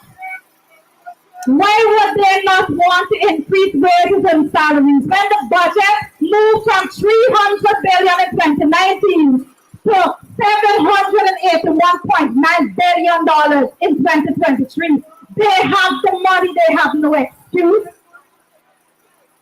They don't want to increase the wages and salaries because they want that you must beg them for something. They want that they must be able to come and tell you, oh, if you don't come and do this, we're going to take away this from you. We must be slaves to them. It is a mentality that we must break, and we must not allow them to cripple all the hard work that our foreparents did to get us to the proud people that we are today in this country. Mahdia, I want to say that you're all better than that.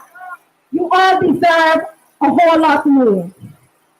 And I want to tell you that on Monday, you must not reward the wickedness of the PPP. That's right.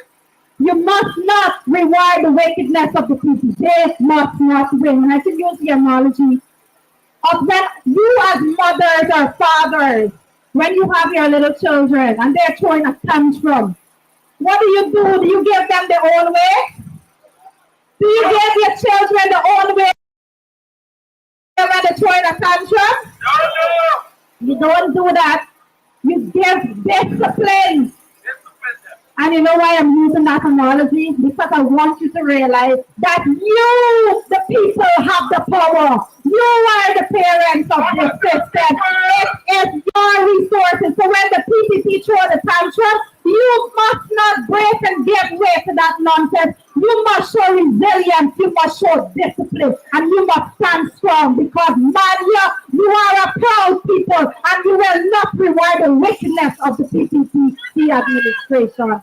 I have given you facts, Mahdia, and I can tell you further that I know your candidates are contesting for this local government election, and they are strong people, they are resilient people, they are honest people, they are factors, and they are proud to stand firm and represent their interests, and you stand behind 100%. And I invite all to stand up and stand behind the folks that are contesting the local government election for Mahdia for the APNU. You will get your support.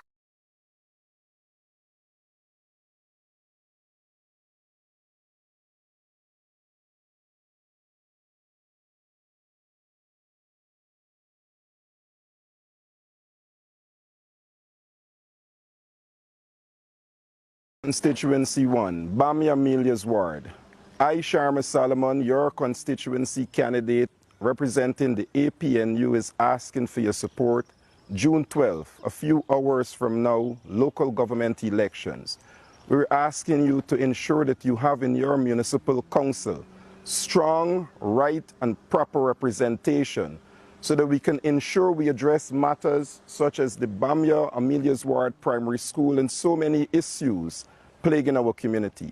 So come out and vote in a few hours, 12th of June, local government elections.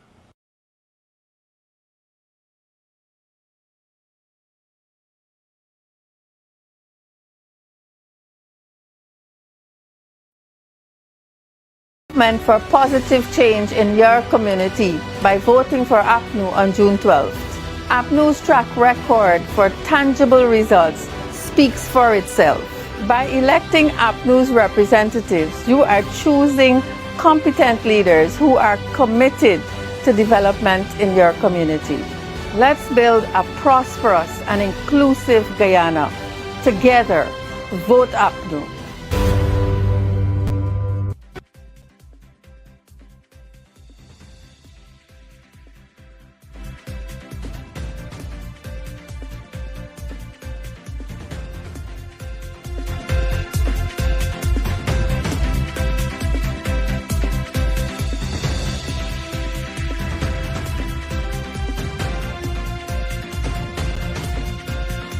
Welcome back. That was, of course, the highlight from the Mahdia rally, which concluded just about 2 hours ago, that we are told. And of course, you saw there on the platform the local candidates who will be contesting the Mahdia municipality. And of course, the platform was graced by Member of Parliament, Ms. Jurita Fernandez of the Alliance for Change, who did significant work in those in that particular region. And of course, coverage was provided by our brother and comrade, Member of Parliament, Mr. Sherrod Duncan, who was also there in the municipality of Mahdia. As promised, I am joined in studio by colleague and friend, Annette Ferguson, who just this minute came out of her constituency, and of course she's going to be sharing with us what is happening in that particular constituency and the elections in general. Annette, no stranger to this. We've been doing this for a number of years. We've been out and about, and you name it, you've been there. Yes, it's a pleasant evening.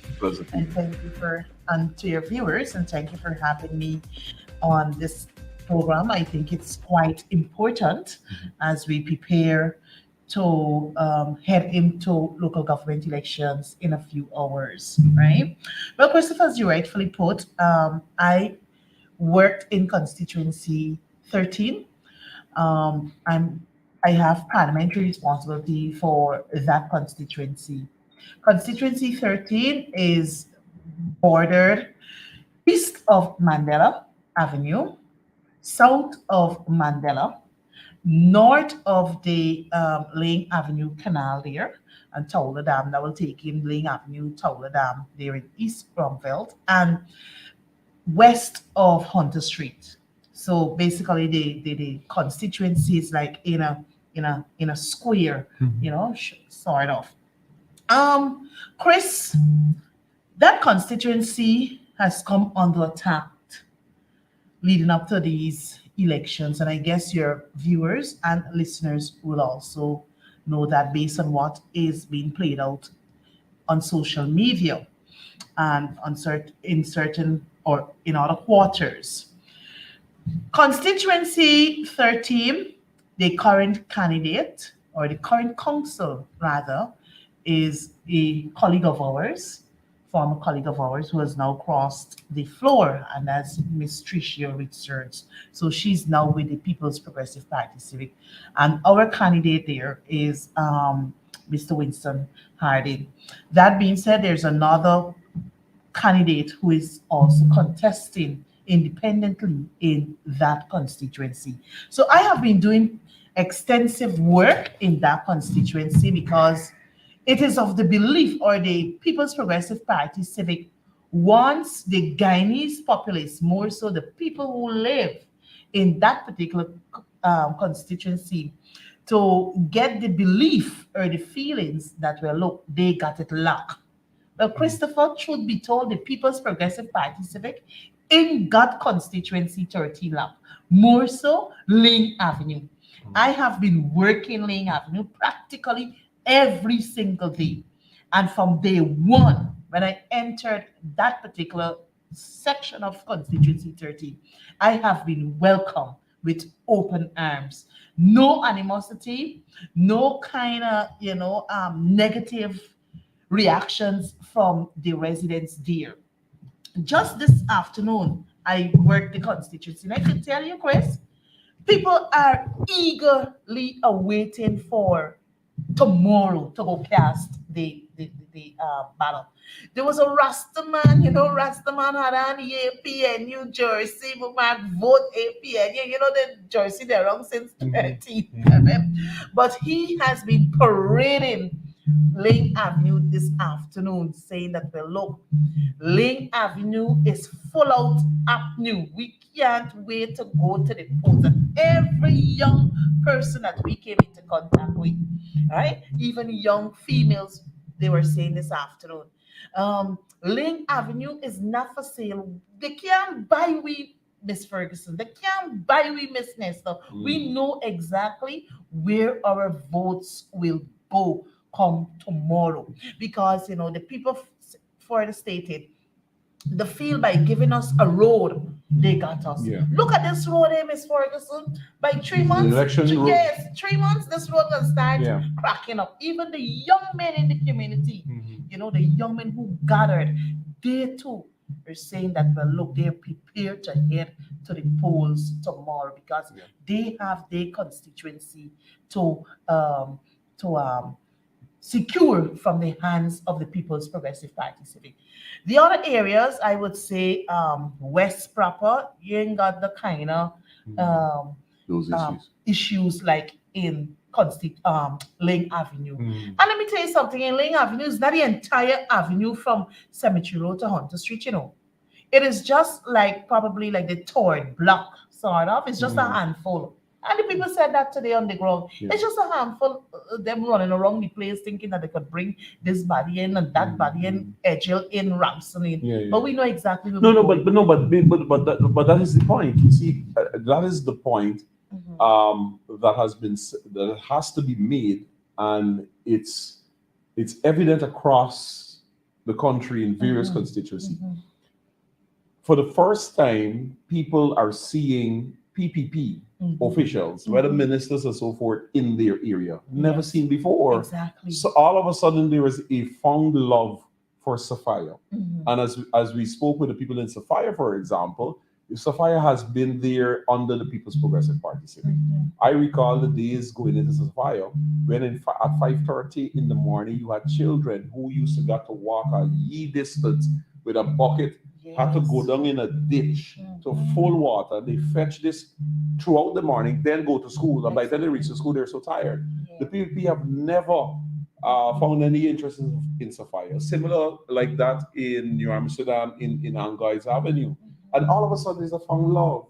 You know, I said to people that in my estimation, these are these are some of the most disrespectful elections that I've seen in recent time.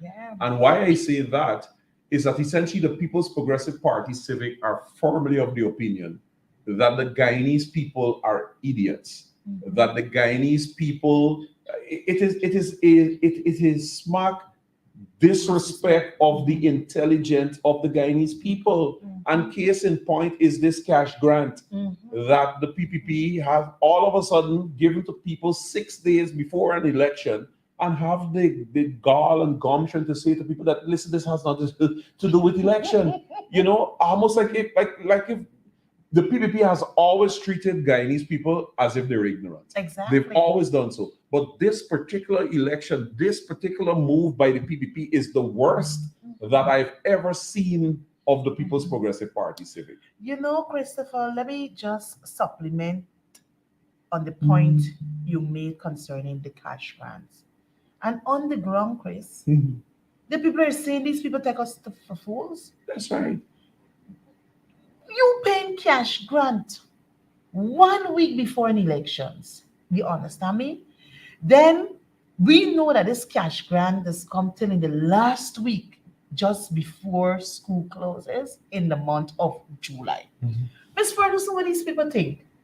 We still want the money, that they feel that by paying us this money, we can go vote PPP. We forget what happened to our young Afro Guyanese who suffered at the hands of the police. We forget what they did to the people at Mocha, bulldoze those people's hopes. We don't forget what they do to the people in Hillfoot. You know, Rastaman on the bicycle today said to me, imagine, come Miss Ferguson, I'm gonna whisper this thing in your ears. Imagine, look what they did to those people who actually are plying a trade, an honest living at Providence there, the Red Road. How can we go and vote for these people? They think we forget what they have done to our Guyanese brothers and sisters. And you know, also, Chris, is that the people ain't forgetting Sugate. Of course. They're forgetting the Sugate scandal. So all of the, is it a case whereby they want us to forget all of these egregious acts, Miss Ferguson? And, you know, we will now see the PPP as good boys or good girls. No, we got better sense and we know exactly what has been happening. The people for it said, look, 23 years we had the PPP. And out of the 23 years, they denied us local government elections for 20 years, Chris. It took the coalition government on March 18, 2016 and November 14, 2018 to bring back local government elections where we, the people, are given the right, that opportunity to elect persons of our choice, to man the affairs and to represent our communities. Now, what are they saying? We see exactly what happened. Miss Ferguson, my house used to flood up before the coalition came in. We don't get nothing from the PPP. This garbage and emptying, as we walked Lane Avenue, oh my God, the stench was so high. My colleague turned to me and said, how can people be living in a community like this under such condition? Not only Lane Avenue, because to get from Lane Avenue, we had to walk from East Rockville. Even, you know, walking alongside there on Front Road, people got their garbage lined, the garbage bins lined off. You could see that garbage Garbage hasn't been collected for days, Chris. So these are the things the people are marking this government down. Yeah. The other issue people raise. But before you go, Bill, in terms of the garbage collection, because I was speaking earlier with Deputy Mayor of New Amsterdam. Okay. And the point that he would have made is a similar issue that is happening in New Amsterdam. And this is because, according to him, the schedule of removal of garbage in New Amsterdam is done by the town clerk. Yeah. And similarly, here in Georgetown, it is the town clerk. And similarly, there in Linden, it is the town clerk. The town clerks are appointed by the PPP. Yes. And in many instances, including in the RDCs, in which you have the REOs, the council that are controlled by the APNU, when they make a decision, it is for the town clerk to execute. But what has been happening is that leading into these elections, the town clerk suddenly gone political, as directed by Nigel Darmalal. So if the town clerks have been directed in terms of the scheduled removal of garbage, that they must put a delay.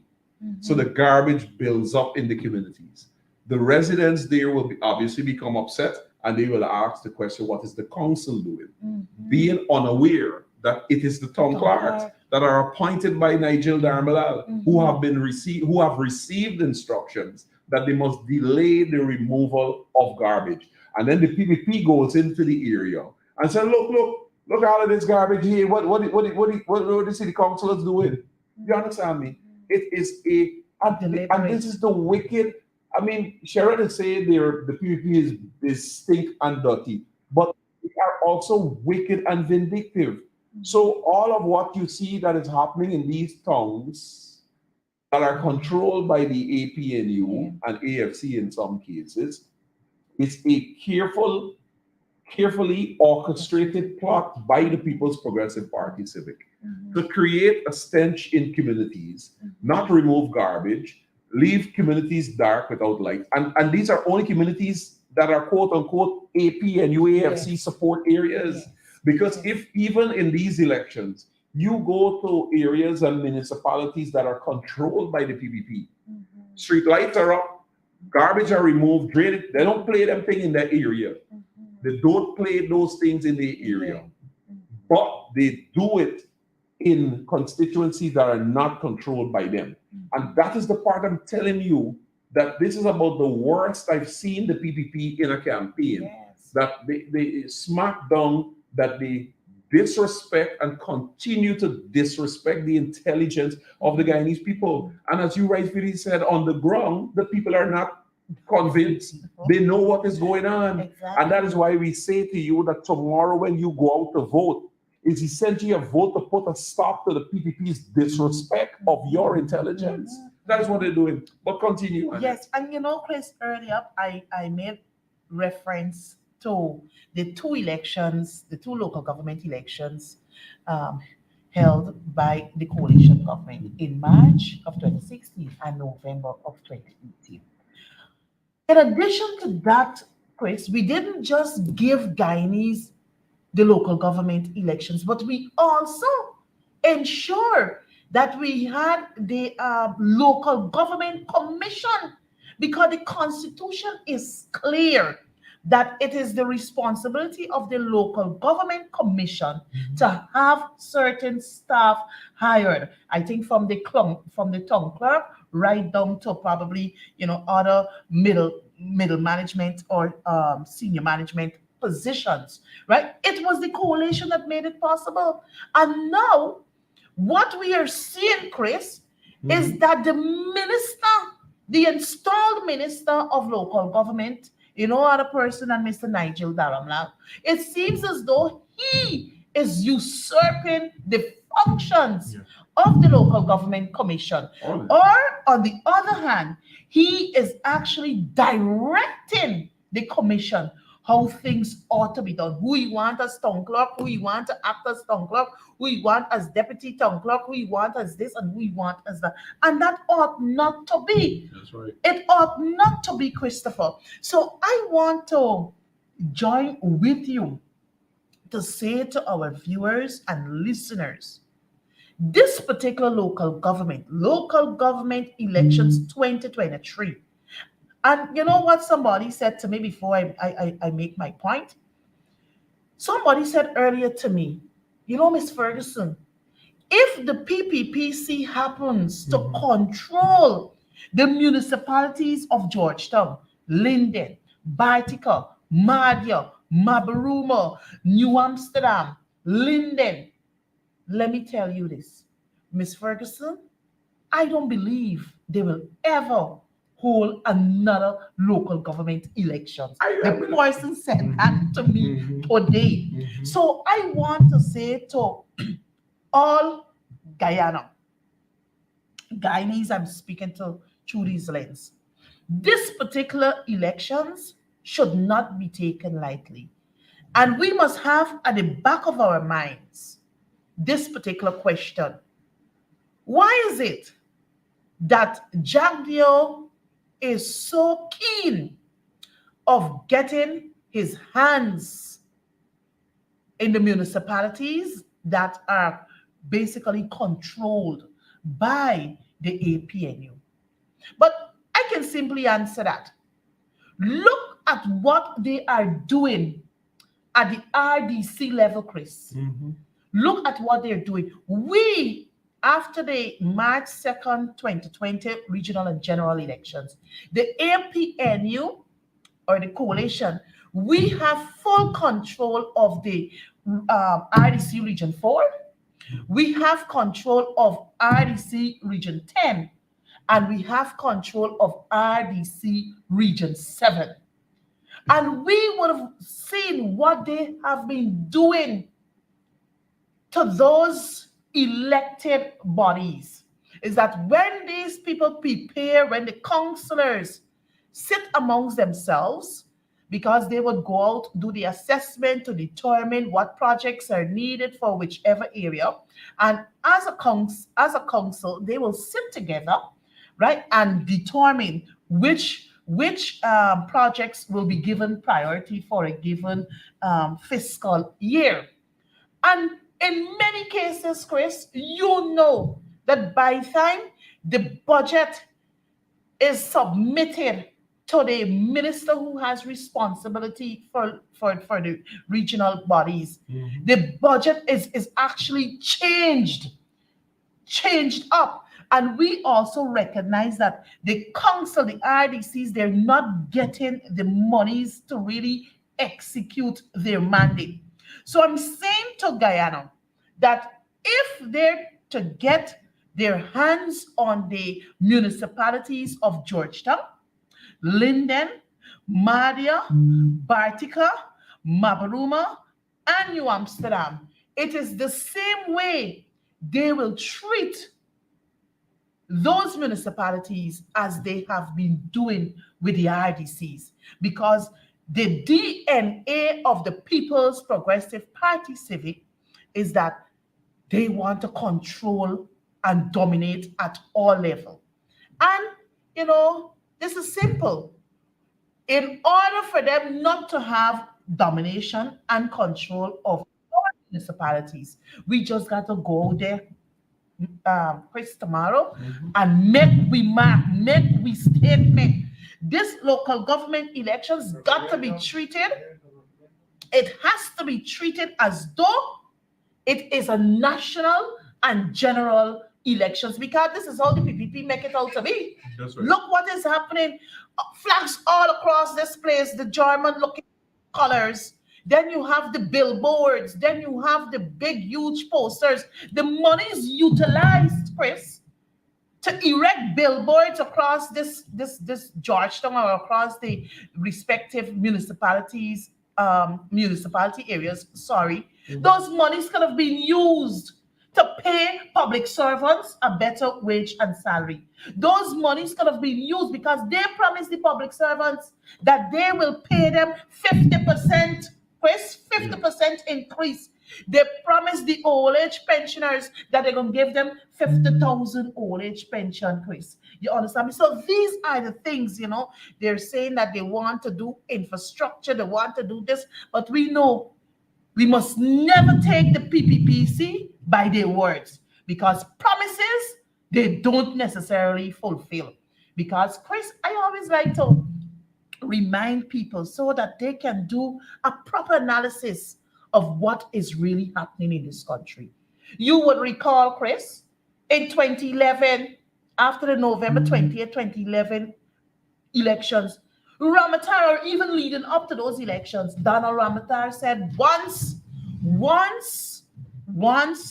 he gets the presidency, he will ensure that local government elections are held. And I can tell you, every single Tuesday, Mr. Granger led a protest outside of office of the president calling for the local government elections date to be set. They didn't give it to us in 2012. We didn't get it in 2013. We didn't get it in 2014. What they give to us was a prorogued parliament. Hence, we went to a regional and general elections in May of 2015. And after those elections, because the APNU promised that once you give us the opportunity to manage this country, we will ensure that local government elections are held. And we kept our words. Despite the first elections would have seen us, not doing too well in certain local authority areas, and also for 2018, we still went ahead and held those elections as were constitutionally due. So, as I said before, this particular elections is an elections to determine whether we will live a peaceful life, have a good life in Georgetown and the other municipalities that we control, or we put it in the hands of the People's Progressive Party Civic, and we will have doomsday. And if you're a vendor or you have a relative or family whose main source of income is through vending, and it's saying they ain't going to vote, I am saying to you, speak to them. Because if they fail to show their numbers tomorrow, and the PPPC get their feet into the municipality, they have no one else but themselves to blame. Exactly. All right, so you said it there. So, folks, this has been the APNU Local Government Elections Watch. And of course, as we mentioned, tomorrow, throughout the entire day, we will bring you live updates in terms of what is happening across the length and breadth of the country in all of the various municipalities and NDC. My colleagues, Annette Ferguson and Randolph Critchlow, will be part of the team. And of course, we have already identified a number of persons across the country who will be bringing us the updates from those specific locations. In terms of guidance as it relates to the various constituencies and who are the candidates contesting those constituencies, all of that information can be found on the APNU Guyana page. You go right there. If you look for Georgetown, all of the candidates from the various constituencies are listed there. If you look for the municipality of Linden, the candidates are listed there, and so on for all of the other constituencies in the areas as well. Anything in closing? Well, Christopher, you pitch to people for tomorrow to come out and vote, or else Kathy Chidina, essentially. Exactly. Or Kathy Chidina and Jagdir take your rates and taxes. Easy to do. Yes, exactly. Chris, look, voting is one's right. Right? Voting is one's right. And despite because the stats will show that at local government elections, you would get a low turnout. But as I said before, this particular local government should be a referendum against the People's Progressive Party Civic. So if you're living in Better Hope and you're a PPP supporter and you feel like going out, you stay home. That's right. You stay home, because I know many of the People's Progressive Party Civic supporters, they're dissatisfied at what is happening in this country, because they themselves are seeing it's the friends families, the favorites, and there's another F added recently, the foreigners who are actually benefiting from our resources. So I want to say to Guyanese, the polls open at 6 a.m. tomorrow. It's a simple process. You just turn up there, you queue up, go into the area, present your ID card, your name verify on the list, you get your ballot, go to the compartment, make your X. And there's only one way you could put this X, is at the palm. APN you up, and you look for the candidate at the bottom, and you just palm it off there with your nice sexy X, right? If you turn up at the place of poll and you don't have your ID card, but you were registered and you voted at that particular location, you never changed your address or did a transfer, you can also cast your ballot. All that is required of you is to indicate to the polling clerk at the desk who you be, where you live, and they will verify the remaining particulars. When that is done, they will ask you to swear to an oath of identity. When that process is done, then you will be issued with your ballot.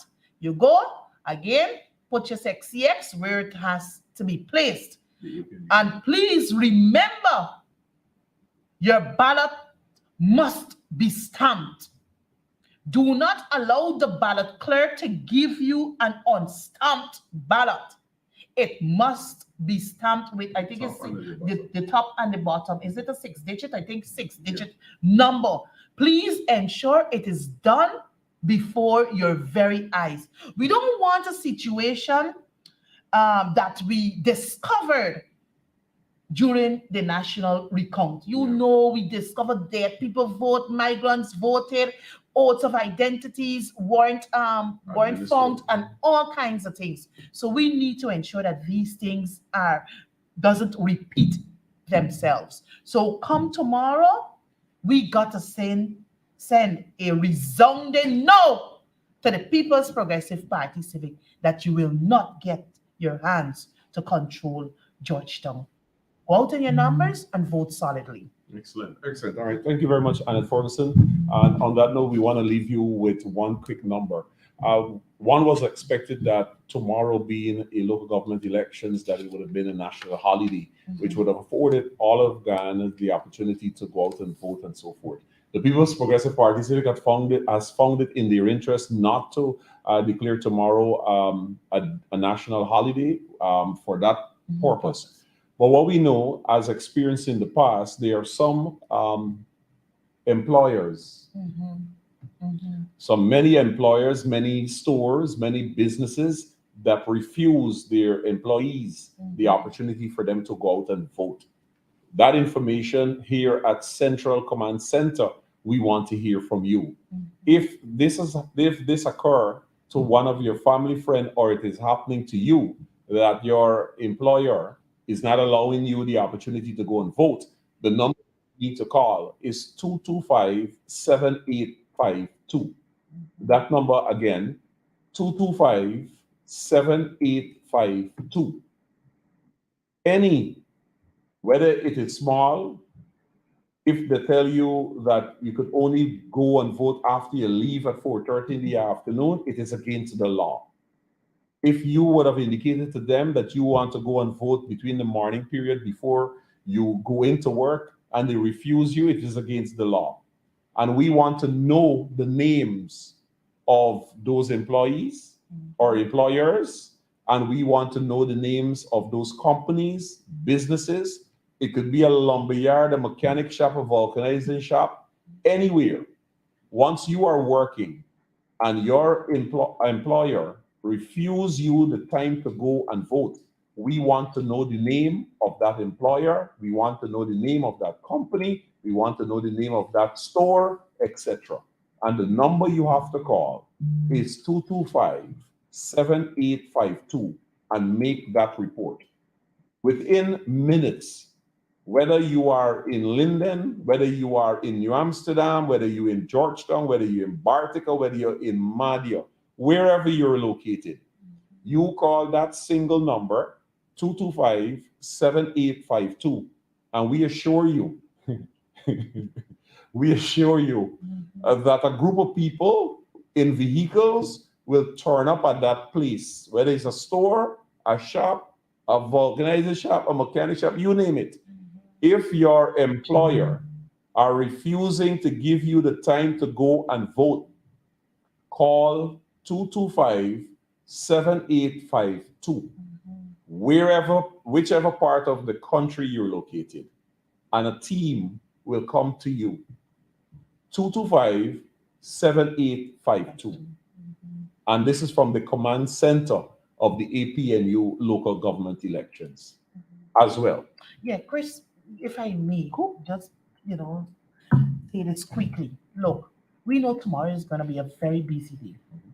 And it would be good, for those persons who got vehicles, we can do a lot of carpooling. Yeah. You might be living next to an individual who's incapacitated, probably can't walk, not seeing. We're asking you to assist that voter to the place of poll, because as it is, every vote matters at these elections. So I want to encourage persons, Chris, to do a number of carpooling. I want to encourage persons, if you see your brother falling and needs that extra hand of assistance, please ensure he or she is given it. So again, these elections we can't play with, because we recognize the viciousness of Barrett himself wanting to take control of our municipalities and NDCs, and we cannot allow this to happen. So your vote is quite important for us to win and retain our presence and dominance on these municipalities. Excellent. All right. Thank you very much, Annette Ferguson. And of course, again, fellow Guyanese, tomorrow go to the poll and vote early. And of course, we did promise you at the commencement of this program that former President David Granger issued a message this morning encouraging all to go out and vote at these local government elections. And of course, in his call, he placed on record, formally on record, that it was the APNU AFC in government that reintroduced local democracy, that reintroduced local government elections to this country. And as such, the APNU has been tried, tested, and proven as an administration that keeps its promises to give local governance to local people that right and that opportunity. The APNU, like we promised you and delivered to you in 2016 and delivered to you again in 2018, we are calling on you to give us your support once again in these elections in 2023. Here now, and this will take us out of the program, is former President of the Cooperative Republic of Guyana, David Granger, and of course the first update as it relates to elections update will come via this same streaming from 9 a.m. tomorrow morning. And of course, live coverage will continue throughout the entire day into the evening. And of course, that is when we will be getting the election results, and we will be bringing you those projections for each municipality, for each constituency, some of the NDCs as well, in those areas that the APNU is contesting. And of course, we will bring you other information. For example, we were trying to get in contact with Mr. John Adams from Denamstel. And of course, in Denamstel, the APNU is not contesting that area, but throw support behind the Hague Blankenberg Development Association. So if you reside in Denamstel in Hague Blankenberg, the symbol and the name that you have to look for when you're voting tomorrow is the Hague Blankenberg Development Association. And of course, their symbol is the light bulb. So those there in the Namstel, Hague Blankenberg, you are voting for the Hague Blankenberg Development Association, and their symbol is the light bulb. For those of you in areas like Dorsey, Parfait, Harmony, and so forth, you are looking for the eagle. The eagle is the symbol that you will be looking for, and that is where you're going to be casting your vote. That is if you reside in Rec Dorsey, Parfait Harmony, Potentia, and so forth. That is the symbol that you will be looking for to vote, which is the eagle. And you there in the Namsel, you are looking for the light bulb because you will be voting for the Hague Blankenberg Development Association. On behalf of my colleague Annette Ferguson and those of my colleagues that join me via telephone, Don Hastings Williams, Ronald Cox, and Mr. Wayne McIntosh, the Deputy Mayor of the Municipality of New Amsterdam. We bid you a pleasant rest of the evening, and we're going to leave you with former President David Arthur Granger and his local government elections message to the nation.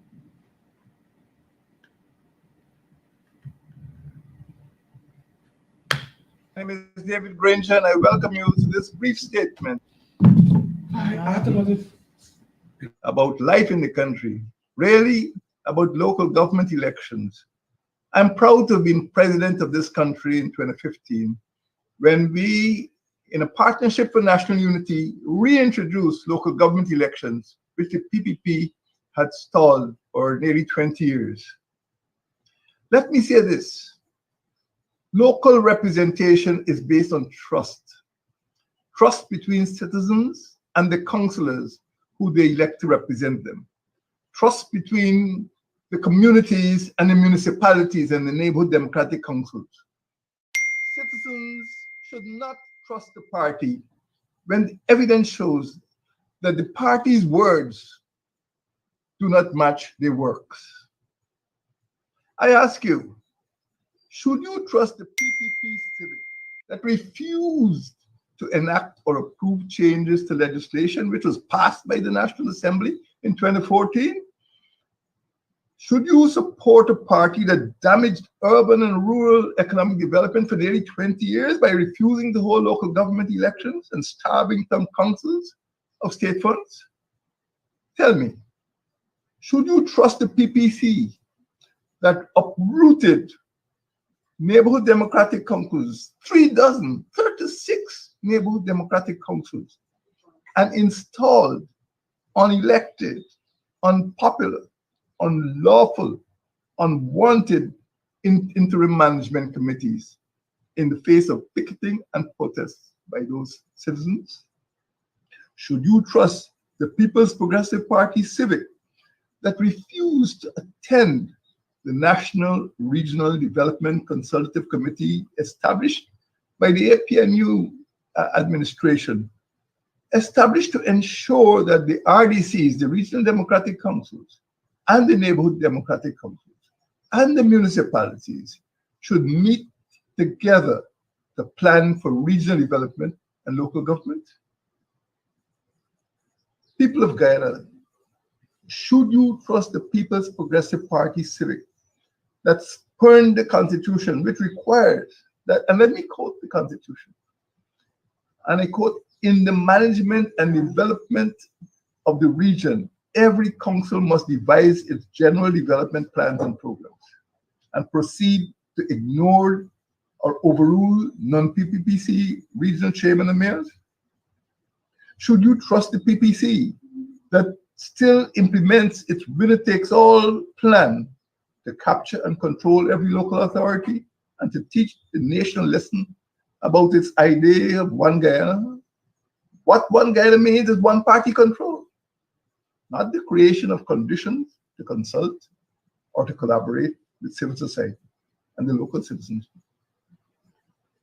My friends, local representation was strengthened by APNU, and our works matched our words. You can trust the APNU.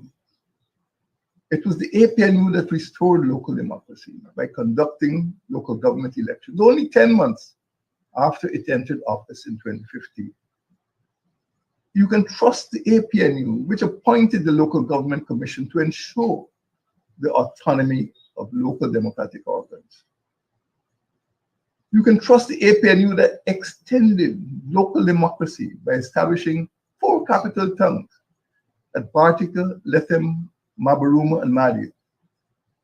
These tongues were able to effect the decentralization of development, devolving authority from the center to the periphery and placing power in the hands of citizens. People of Guyana, you can trust APNU that cares for your children by providing bicycles, buses, and boats for them to attend school safely and does not throw stones at school buses. You can trust the APNU that recognizes the Constitution, which prescribes local government as a vital aspect of democracy, a vital aspect that should be organized so as to involve as many citizens as possible in the task of managing and developing the communities in which they live. You can trust the APNU that proclaimed the National Day of Villages, that introduced plans of action for regional development, that introduced village improvement plans, that introduced regional agriculture and commercial expositions, that introduced the rural agriculture infrastructure development plans, rural entrepreneurial agriculture projects, in order to augment production in the villages of this country. My friends, local government elections should prevent one party from being a free hand to capture strongholds and take control of every municipality and every neighborhood. Local government elections should prevent one party domination by empowering popularly elected councils to ensure that everyone could enjoy a good life. Local government elections should prevent the domination of villages and communities by allowing victory for a single party to defeat other parties. Local government elections should ensure the decentralization of responsibility to the municipalities and neighborhood councils through their elected chairmen and mayors. Local government election recognizes that Guyana cannot be governed effectively, efficiently, or equitably by one party alone, or by central government, which itself is dominated by one party. Local government elections are upon us. They should mobilize and organize townsfolk, and you, on the 12th of June, must go out to ensure that you determine your destiny by voting for a partnership for national unity. The elections which will be held on Monday, the 12th of June, should continue the process of empowering the people to ensure that everyone will enjoy a good life. Don't drink the Kool-Aid. Trust who you know. Vote for a partnership for national unity. Thank you, and God bless you. As you go tomorrow, vote for partnership.